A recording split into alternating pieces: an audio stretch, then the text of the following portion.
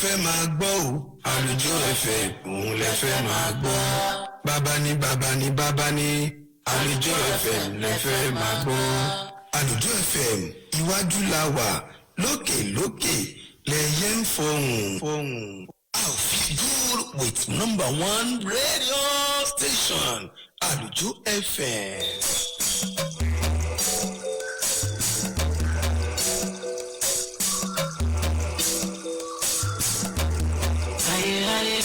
Ayé ìyàwó ànàjọ ní òǹkàdá ayé rọra o. Ayé kanjú. Ohun ọwọ́ mi ò tó máa fi gàngàn fá ló fà lógódìyàn o. Ayé kanjú. Máa ṣe sáré ju ká dára lọ ẹ̀dá ayé yìí o. Ayé kanjú. Ayé àfọwọ́bá fi sílẹ̀ ní ayé kanjú. Ayé sáré ayé kanjú. Ayé kanjú. Ayé sáré ayé kanjú. Ayé kanjú.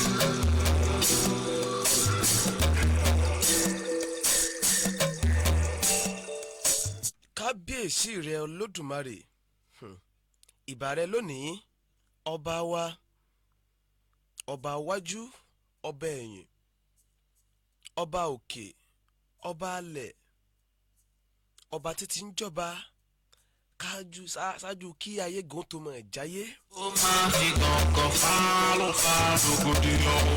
Ayé kanjú. Máa ṣe sáré ju ká dára. Ìbà rẹ lónìí, Ọlọ́run o, ìwọ tó sọ wa lọ láti ìjọ́ wo là ń dágbére fúnra wa pé k'Olódùmarè ó dákun kó sọ wa dòní. b'Olódùmarè gbàdúrà wa ní ìjọ́un ní ọjọ́ tọ́sídẹ̀ẹ́ ìkọ́ni tá à ń dágbére fúnra wa lórí ètò Ayé ń Kánjú pé kó dákun kó sọ wa dòní. Òní ọjọ́ ajé, òní ọjọ́ 14 oṣù kẹwàá ọdún 2024. b'Olódùmarè gba àdúrà wa níjọ́ náà lọ́hùn-ún, òní ńlá tó mọ̀ tó ra tún dòní.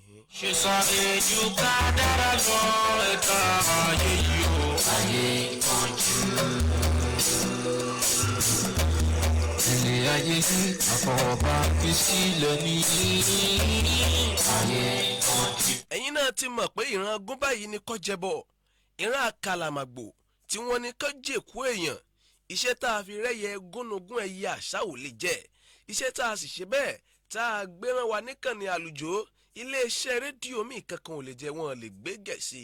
Àwa náà la lè ṣe é, àwa la ní ìgbàlà lákòókò, àwa là ń bá fẹ́fẹ́ sọ̀rẹ́. Ẹ lè máa wò mí kétékété lójú òpó Facebook wa @Alujo FM, bákan náà lójú òpó YouTube @Alujo FM, bákan náà lójú òpó títí Google Play Store títí Black App @Alujo FM. Àfọwọ́bá fi sílẹ̀ ní ayé kanjú.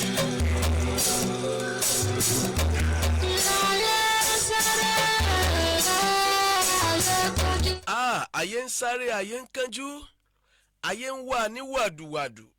Kábíyèsí, àwọn bàbá wa mọ́nímọ́ní, àwọn bàbá wa mọ̀ọ̀yàn-mọ̀ọ̀yàn, wọ́n ńgbà tí wọ́n wí lọ tán wí bọ̀, wọ́n ní igbá pẹ̀lẹ́ kì í fọ́, wọ́n á láwo pẹ̀lẹ́ kì í fàya. Ohun tá a bá fẹ̀lẹ̀ mú báyìí gígùn ní gùn.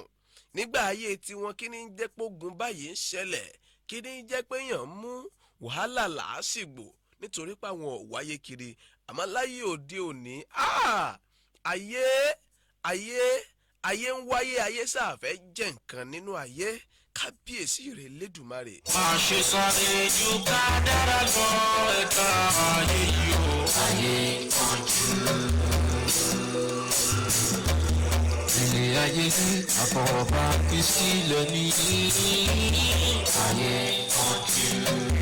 Àfọwọ́bà fílẹ̀ láyé tá a wà yìí, gbogbo ohun tó lè hù ká lè kójọ, ká lè fi wàdùwàdù wá, ká lè fi wò sùúrùtù wá, ẹni pààyàn lẹ́kún lórí pòun ṣàfẹ́rẹ́rìn ẹni ṣe bẹ́ẹ̀ ẹni ń ba tèèyàn jẹ́ lórí káyé tòun ó ṣàlè dá kóun ó ṣàlè jẹ̀gbádùn rántí pé àsìkò kan ń bẹ ìgbà kan ń bọ̀ tó da gbogbo ẹ̀ lẹ̀ kábíyèsí òde elédùnmarè gbogbo ohun táwa lè làágùn wá pátá yányán níjú àbá ti dàálẹ̀ ìjà náà fi pín mọ́wọ́ pé eléyìí lèmi fẹ́ bàtà wọn ní bá ń kó iye báyìí ló wà lákàntì wọn iye báyìí lèmi lẹ́tọ̀ọ́ sí.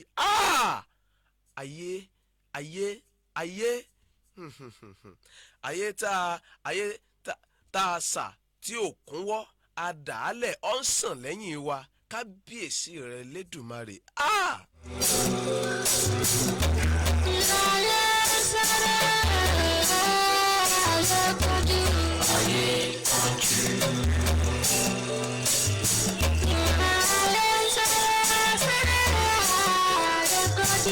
ǹjẹ́ káàbọ̀ sórí àkọ́tún ètò ayé ń kánjú níkànnì àlùjọ ẹ̀yin náà mọ̀ pé tí aago kan tó bá ti ré kogó báyìí òun náà láyé ń kánjú mọ́ ń bá fẹ́fẹ́ sọ̀rẹ́ ìran gún ni kó jẹbọ ìran àkàlàmàgbò ni kó jòkó iṣẹ́ tá a fi rán àgbò ni kọ́kàn bákan náà tá a já báyìí òun náà ló ní kán gbò ìran wọn ni mọ̀ ń gbó ìran adìyẹ ìran àkùkọ tí wọn ló ní káwọn ó ṣe bẹ́ẹ̀ o kí àwọn ó máa kọ ẹ wò ó ẹ fi lè nǹkan ẹ fi nǹkan lédìí lójú òpó Facebook wa Alujo FM la wà níbẹ̀ ẹ lè mọ̀ wá kedere ẹ jẹ́ n takọ́sọ́ kí n lọ sẹ́ka àpolówó ọjà wa níkànnì Àlùjọ nígbà ń bá dé alásọyé ló kọ tèmi gẹ́gẹ́ bẹ́ẹ̀ ti ṣe mọ̀ nígbà ń bá dé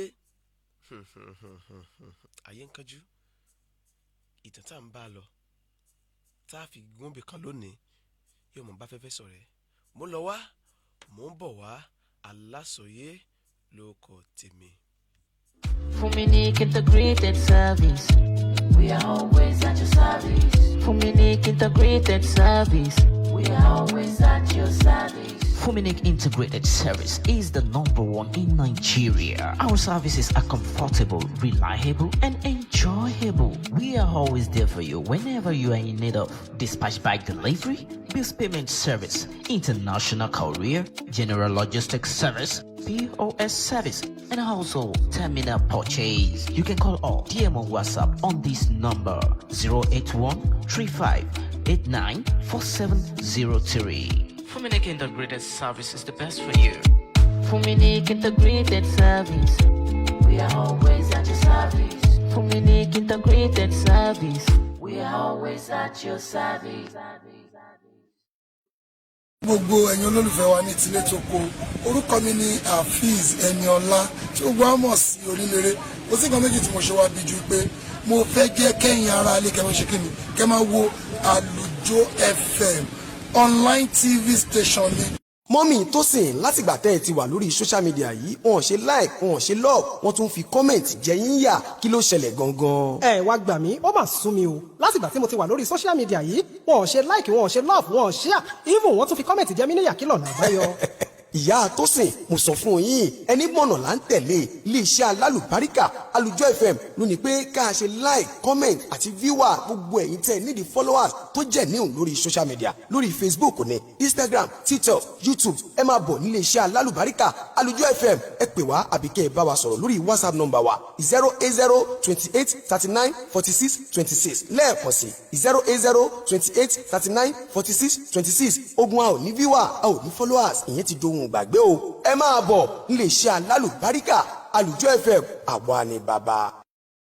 Alujo FM iwájú la wà lókè lẹ́yẹ ń fọhùn. I'll feel good with #1 radio station Alujo FM.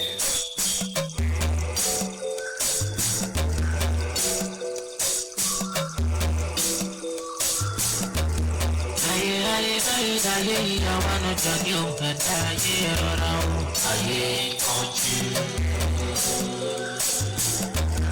Ọwọ́ mi ò tó máa fi gàngàn fá rògbòdìyàn o ayé kanjú.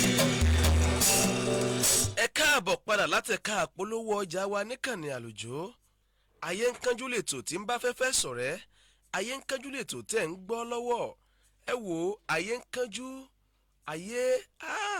ayé anamọ́náyé ayé afúniládìí ẹ̀sìn fi gbódìdí ọmọ lọ́wọ́ ẹni ayé kábíyèsí rẹ Elédùmarè.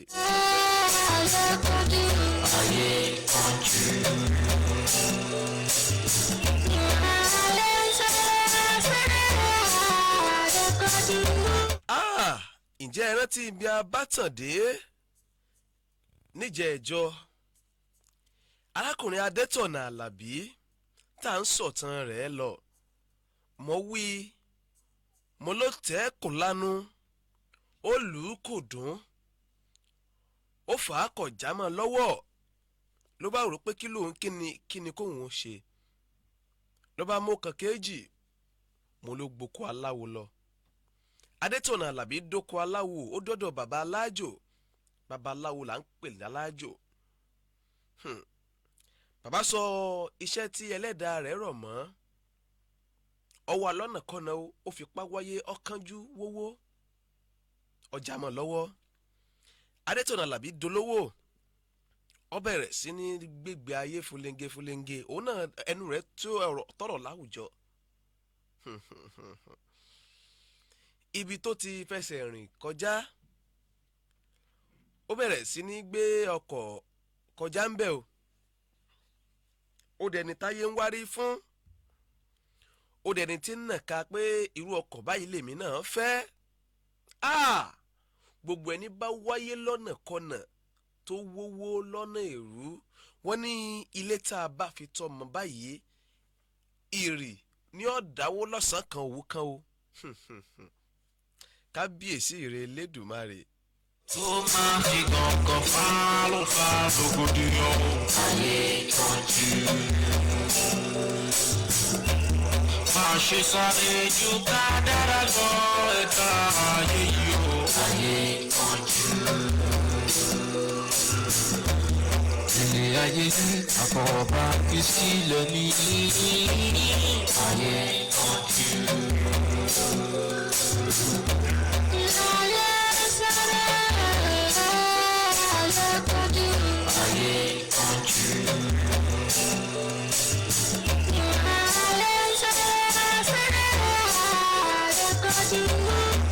Mo láǹfààní láti mẹ́nu bà bí wọ́n ti ṣe bá Adétọ̀nà Àlàbí bí wọ́n ti ṣe bá wá ọ̀nà tó gbà láti ntólò fi pèsè owó.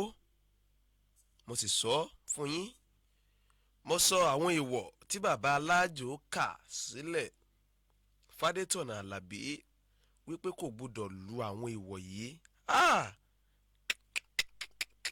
Ibi abádé níbi ọwọ́ tó ti fẹ́ yíwọ́ fún ṣó tiẹ̀ yíwọ́ f'Adétọ̀nà Àlàbí àbí ò yíwọ́ f'Adétọ̀nà Àlàbí.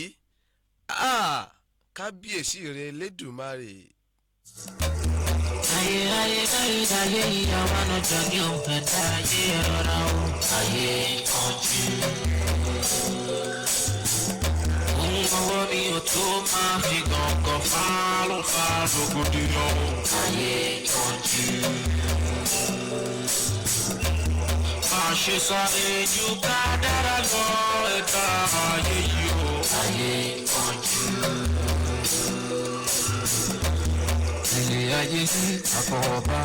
Fáǹfààní ẹ̀yin tẹ́ ẹ̀ bá wa lọ látìgbà tá a ti ń sọ̀tàn ibò tẹ́ ṣe ń darapọ̀ mọ́ wa.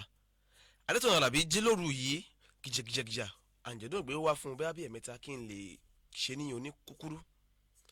Ọlọ́dọ̀ babalájo wà lọ́wọ́ Àlàbí ó ti bà nǹkan jẹ́ púpọ̀.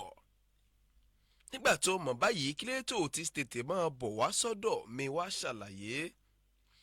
Bàbá ìmọ̀ pé bí ó ti ṣe ríre kí wàá ní ṣíṣe. Bàbá alájò ní k'Adétọ̀nà Àlàbí ó nawó àlàáfíà rẹ̀ ọwọ́ òsì sí òun. Àlàbí nawó yìí sí bàbá alájò. Bàbá alájò ní nígbà tó pọ̀fọ̀ ó ní kíra rẹ̀ kú oríire. rògbòdìyàn o ayé tọ́jú. máa ṣe sáré ju kádàrá lọ ẹ̀dá ayé yìí o ayé tọ́jú. Ìtàn ayé kẹjú tá à ń sọ yìí kì í ṣe ìtàn àròrísọ. Tó ṣẹlẹ̀ sẹ́dá ọmọ èèyàn gangan tó ṣẹlẹ̀ sí tó wá dórí ìtàyé ń kánjú tó yí lọ́wọ́. Arákùnrin Adétọ̀nà Àlàbí ọmọ ìpínlẹ̀ Ògùn Ẹ̀gbá ní í ṣe. Mo ní alágbàro oko ó ní í ṣe àti ká ṣe jámọ̀jámọ̀ mọ́ra wọn. Òṣì ní ìgbà tó rí tíyàwó rẹ̀ rí pé òṣì ń bá fínra, òun ló bá wò pé ó dáa kóhun ó kúrò lọ́dọ̀ rẹ̀, òun rẹ̀ jẹ́ kó fòye òṣì kan àwọn àtọmọ́. Ayé ìyá wa lọ́jọ́ ní òǹkà dá ayé rọra o. Ayé kanjú. Ọwọ́ mi ò tó máa fi gàngàn fá rògbòdìyàn. Bàbá Alájò bá wo ọwọ́ àlàáfíà Adétọ̀nà Àlàbí, ó ní kíra rẹ kú oríire, ọ̀nà àbáyọ wà sí ọ̀rọ̀ tó ṣẹlẹ̀ yìí tó o bá ti lè ṣe. Bàbá kí ló dé máa ṣe, ẹ má jẹ́ ń dolówó àná. Tẹ́ bá rántí pé mo ní Adétọ̀nà Àlàbí ti ṣe kẹ̀rẹ̀kẹ̀rẹ̀ kò rí epo rà sọ́kọ̀, ó ti ń ta mọ́tò kan fi ra nǹkan, ó ti ń ta mọ́tò kan fi repo, ó ti ń ta mọ́tò kan fi gbọ́ bùkátà kan. Ọba nítọ̀ n tó ṣe rèé olóṣè ó ní àbábá ń ṣe. Ọ lọ sí ibùsọ̀ òkú eléyìí táwọn eléèbó ń pè ní cemetery pẹ̀lú aṣọ funfun fún dídí ọjọ́ kan ogúnjọ́ lé kan àbí ká ní 21 days òun ló lò tó sùn ní cemetery. Kò sì gbúdọ̀ já, ó gbúdọ̀ máa tẹ̀léra wọn. Bó o bá sùn lónìí tó jíǹdájí tó kọrí ilé alẹ́ ọjọ́ kejì, o tún gbúdọ̀ padà abẹ̀ kó o tún sùn kó o tún jí kó o tún kọrí ilé. Èyí tí a ṣe ọ̀rọ̀ pa sọ ó sọ sí Adétọ̀nà Àlàbí lẹ́nu, ó tún buyọ̀ sí i. Ṣé mi tí mo ti ń yágbádá tí mo ti ń rìn fọ́ntáfọ́ntáńtà, ṣé màá tún wá máa tọrọ jẹ, màá tún wá padà síbi ìdí alágbàro mi ni? Ṣé mi tí mo ti ń gun mọ́tò ńlá, ṣé mi táwọn olóṣèlú tí wọ́n ti ń pè síbi àpéjọ kan tí wọ́n ti ní kébì náà wá dupò kan nílùú, èmi tí wọ́n ti fi ń ṣe father of the day, èmi tí wọ́n ti fi ń ṣe special guest of honour, èmi tí wọ́n ti fi ń ṣe olóyè pàtàkì láwùjọ, etí wo ni ń bá ní gbọ́? Adétọ̀nà Àlàbí dorí kodò pé kí ni òun lè ṣe. Ó rò pé ṣé bí tóun bá kọ̀ tóun ò ṣe, ó wo àwọn ẹ̀sìn, àwọn ẹ̀gbin, àwọn tí ó ta lóhùn pé olówó àná la yóò mọ̀ pòun, òun tóun ti fìgbà kan jẹ́ olówó láyé mọ̀ rí, ṣó wá yẹ káyé mọ̀ pòun lólówó àná bí? Ayé ìyá wa lọ́jọ́ ní òǹkà dá ayé rọra o. Ayé kanjú. Ọwọ́ mi ò tó máa fi gàngàn fá rògbòdìyàn. Ayé kanjú. Máa ṣe sáré ju ká dára lọ ẹ̀ka ayé yìí o. Ayé kanjú. Adétọ̀nà Àlàbí mí kanlẹ̀, ó mí kanlẹ̀, ó ní bàbá tọ̀ kò tí ì ṣe kò sáì ṣe àbí kí n ṣe náà ni. Bàbá Alájò ní rò dáadáa o, torí bó dijọ́ kan jọ̀kan tó kàn débi tó ní bàbá o ò ṣe máa bó kàn lọ sun itẹ́ òkú.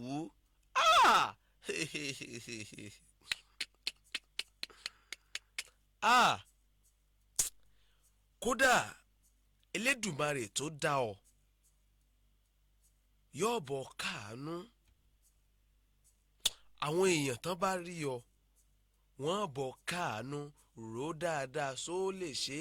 Adétọ̀nà Àlàbí ní bàbá ibi tó bá lè là á bọ́mọ ọkùnrin màá ṣe é. Ọkọ̀ fá rògbòdìyàn. Ayé kanjú.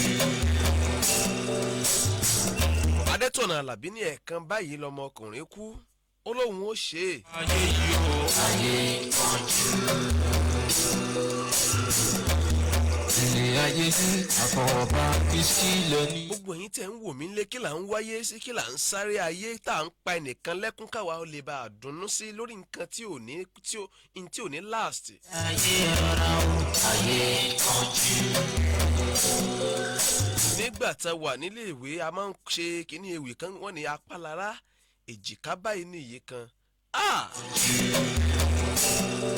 wọ́n á látẹ̀lẹ́wọ́ àwọn àtẹ́lẹwọ́ ẹni báyìí kì í tan ní jẹ. lọ ẹ̀ka ayé yìí o ayé kanjú.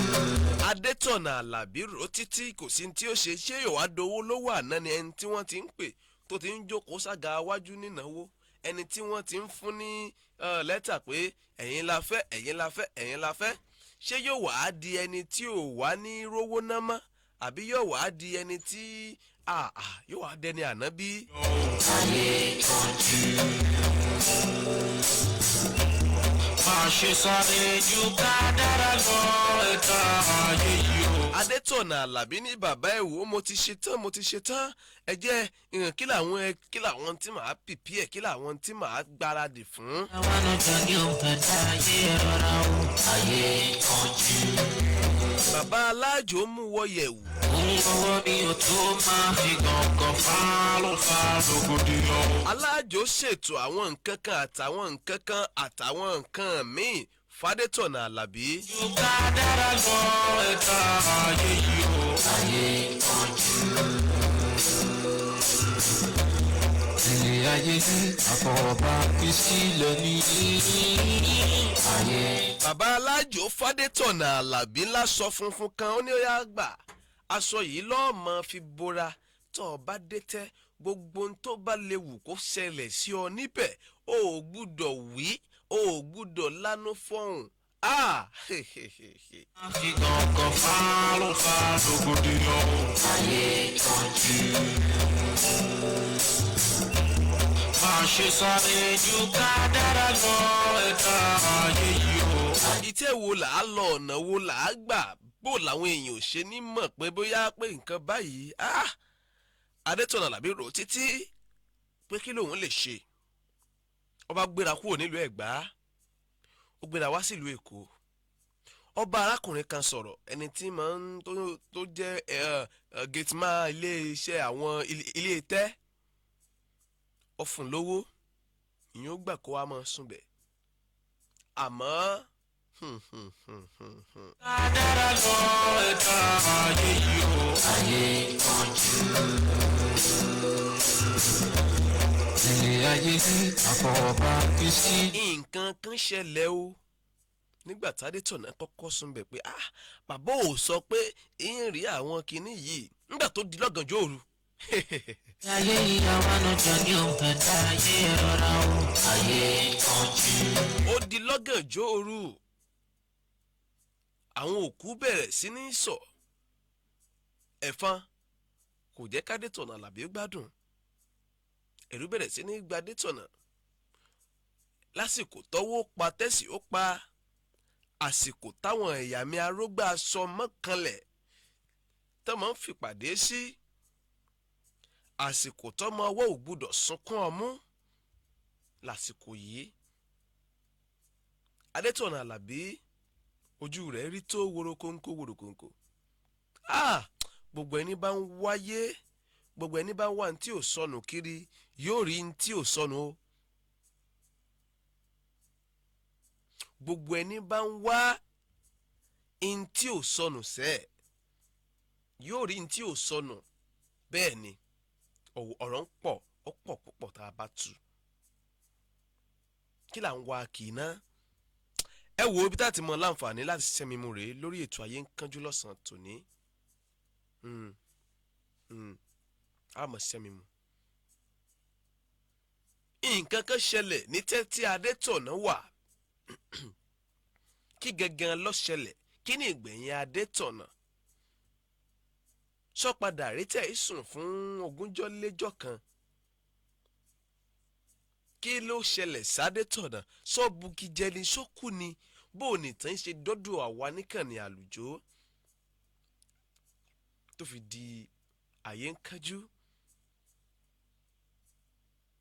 kí là ń wá kiri kí ló sọnù lọ́wọ́ wa bí ẹ jẹ́ kọ́kọ́ lẹ́sẹ̀ kà polówó ọjà wa ná nígbà ń bá dé ẹja mọ̀ bọ́rọ̀ bọ̀.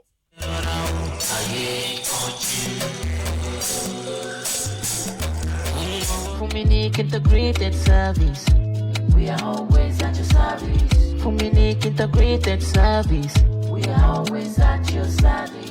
Fuminique Integrated Service is the #1 in Nigeria. Our services are comfortable, reliable, and enjoyable. We are always there for you whenever you are in need of dispatch bike delivery, bill payment service, international courier, general logistics service, POS service, and also terminal purchase. You can call or DM on WhatsApp on this number 081-3589-4703. Fuminique Integrated Service is the best for you. Fuminique Integrated Service. We are always at your service. Fuminique Integrated Service. We are always at your service. Gbogbo ẹ̀yin olólùfẹ́ wa ní tilé tó kó orúkọ mi ní Hafiz Eniola tí ó gbọ́ mọ̀ sí Oríléré kò sí nǹkan méjì tí mo ṣe wá bí ju pé mo fẹ́ jẹ́ kẹ́yìn ara ilé kẹ́ máa ṣe kíni kẹ́ máa wo Alujo FM online TV station ni. mọ́mì Tósìn látìgbà tẹ́ ẹ ti wà lórí social media yìí wọn ò ṣe like wọn ò ṣe love wọn tún fi comment jẹ yín yà kí ló ṣẹlẹ̀ gangan. ẹ wá gbà mí ó mà sún mi o látìgbà tí mo ti wà lórí social media yìí wọn ò ṣe like wọn ò ṣe love wọn ò share even wọn tún fi comment jẹ mí níyà kí lọ́nà àbáyọ. ìyá Tósìn mo sọ fún yín ẹni mọ̀nà là ń tẹ̀lé iléeṣẹ́ alálùbáríkà Alujo FM ló ní pé ká ṣe like comment àti viewer gbogbo ẹ̀yin tẹ́ nídìí followers tó jẹ́ níhùn lórí social media lórí Facebook ní Instagram TikTok YouTube ẹ máa bọ̀ níléeṣẹ́ alálùbáríkà Alujo FM ẹ pè wá àbí kẹ́ ẹ bá wa sọ̀rọ̀ lórí WhatsApp number wa 08028394626 lẹ́ẹ̀kan sí 08028394626 ogun a ò ní viewer a ò ní followers ìyẹn ti dohun gbàgbé o ẹ máa bọ̀ nílé iṣẹ́ alálùbáríkà Alujo FM àwa ni bàbá.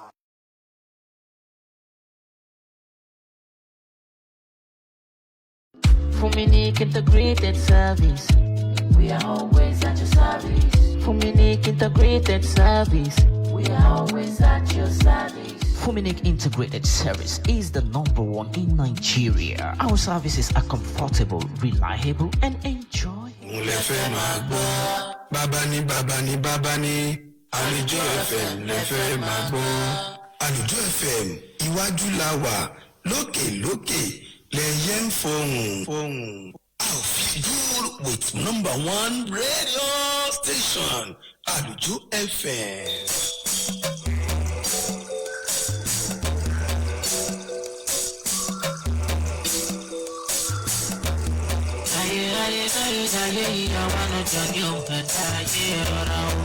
ẹ káàbọ̀ padà láti ẹ̀ka polówó ọjà ní ìkànnì Àlùjọ ẹ̀yin náà lè gbé polówó ọjà yín wá jẹ́ ká yóò mọ tó ń ta àwa la tó bẹ̀ àwa la lè gbé gẹ̀ẹ́sì ní orí Facebook wa ilẹ̀ máa wò wá kétékété lójú ìpàbánidọ́rẹ̀ẹ́ Facebook ẹ̀yin at Alujo FM lórí YouTube at Alujo FM lórí Black App TikTok at Alujo FM bákan náà lórí ti Instagram at Alujo FM. polówó báyìí làgùn mu wò jẹ́ káyé mọ tó ń ta àfọwọ́bà nílé ayé gẹ́gẹ́ bá a ti ṣe ń sọ lọ́wọ́. àfọwọ́bà fílẹ̀ báyìí òun láyé tá a wà yìí. ìgbà ò sì lọ títí kí ló ń dojú kọ tó wá tẹ̀ tí wá lérò pé bóyá temporary permanent ni. ọwọ́ mi ò tó máa fi gàngàn fa rògbòdìyàn. àsìkò báyìí ní gbogbo nǹkan. ẹ wo níyàn ṣe ọlọ́pàá ṣe gbogbo ẹ̀yin tí ẹ bá wa fìfẹ́ jẹ́ pátápátá la kí yín pẹ̀ ṣe o. ẹ̀ka ayé yìí o. ayé ọ̀jú. lóko aláṣẹ àtolùdarí iléeṣẹ́ yìí. ilé ayé yìí àfọwọ́bá ìsílẹ̀ ní. bákan náà ló kọ àwọn lọ́wọ́ bọ́tìnì mi tájọ wà nínú kulu Victoria Ọ̀yáwálé àjọ wà nínú kulu ní o. ayé yìí àwọn ọjọ́ ní òǹkàtà ayé rọra o. ayé ọ̀jú. yẹ títí ọ̀sán ọ̀la tá a tún máa pàdé lórí ètò Ayé ń Kánjú lèmi ọmọ yín ọ̀rẹ́ yín olólùfẹ́ yín àbúrò yín ni mò ń kí yín wípé ẹ wo ire o ayọ̀ àlàáfíà òun la fi pàdé akú òjò yìí akú fínífíní ẹ wo ẹ̀mí wo ṣe ọ̀pọ̀lọpọ̀ rẹ̀ àwa tá a rí tó òjò èsìn tí èsìn tó lọ tá a tún rí lèyí àtúntò ti ọdún tó ń bọ̀ pẹ̀lú àṣẹ aláwòrán bí títí ọ̀la ọ̀hún alásọyé ló kọ tèmi. Yeah.